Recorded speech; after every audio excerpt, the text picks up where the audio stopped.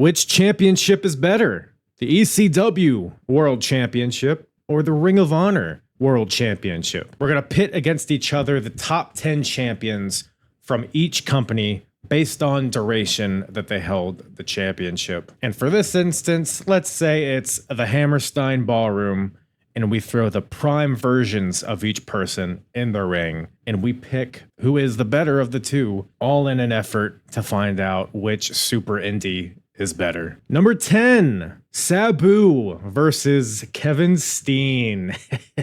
I mean, right out the gate, awesome matchup. Can you imagine the pile drivers Sabu would take from prime Kevin Steen? The base that Kevin Steen would be to all of Sabu's wacky shenanigans, jumping off the balconies, what have you. I dare say this is almost a perfect matchup in ring, but which guy is better is the question. My heart says Kevin Steen.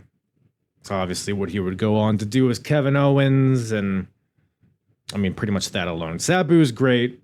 Definitely. I would even go as far to say pretty underrated. Great worker in his day.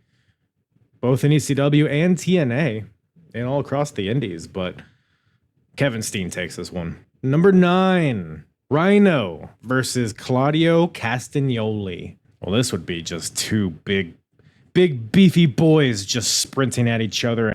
A lot of that in this one. I got to give this one to Claudio, though. Just a more well-rounded career, longer, more time in the spotlight, higher highs. Better matches, but shout out Rhino. Number 8, Justin Credible versus Jay Briscoe.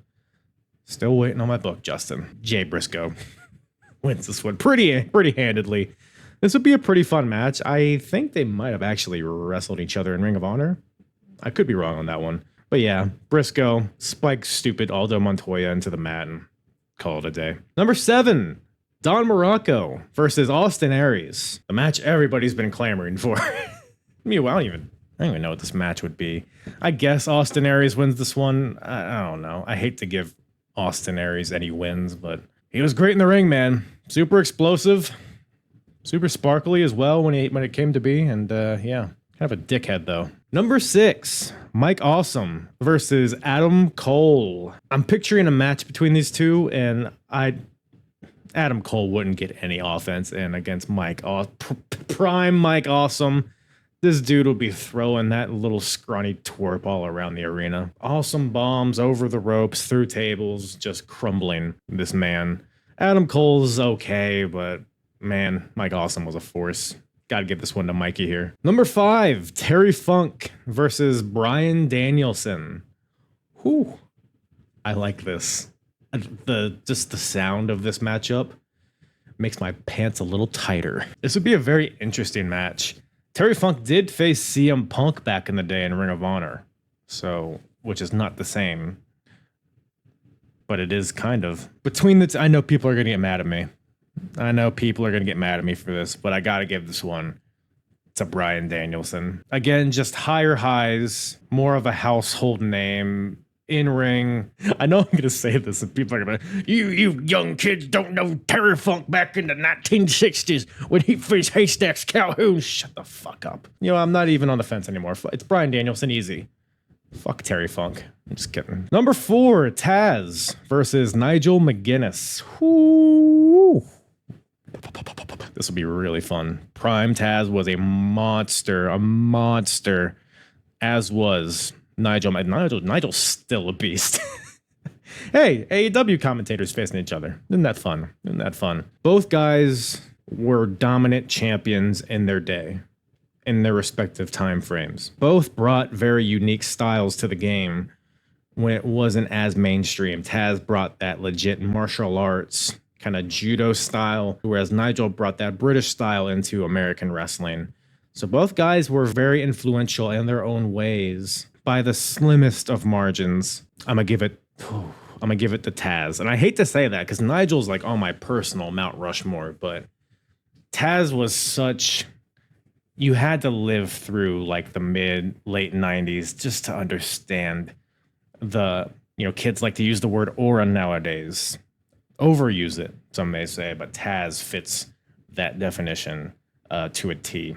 Nigel did as well, but not to the extent that Taz did. So I'm gonna throw this one to Taz. Number 3, Raven versus Roosh. So I didn't like experience, Roosh in his Ring of Honor days. All I've seen of him is from AEW, and I like what I have seen.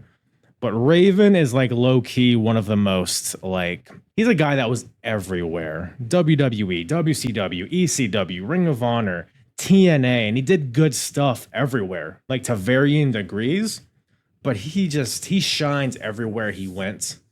And I think he just has the more complete career in comparison to Roosh. And I understand they're different generations, so it's not necessarily apples to apples, but my gut says I have to throw it to Raven on this one. Number 2, Sandman versus Samoa Joe. I mean, has anyone seen Samoa Joe versus Necro Butcher? I imagine this matchup would be similar, but better somehow. I would love to see these the prime versions of each of these guys would be a massacre, and I would love to see it. But as far as who's better, very just apples and onions right here. I'm going to have to give it to Samoa Joe. Just a more complete wrestler. Can talk. One of the best talkers. One of the best wrestlers. Looks like a beast. Is presented like a beast. Has done it pretty much everywhere. TNA, Ring of Honor, WWE, AEW. Sandman really was just an ECW guy. Now he's a Mount Rushmore ECW guy. Arguably number 1, but overall, I have to give this one to Samoa Joe. And number 1, Shane Douglas versus Jay Lethal. I mean, the match would be solid. Kind of an underwhelming number 1 here, to be honest, but this would be a really good technical match.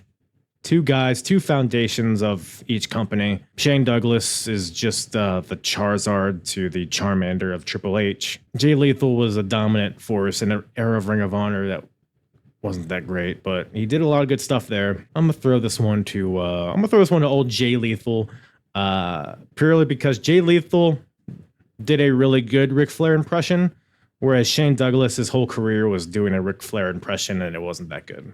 So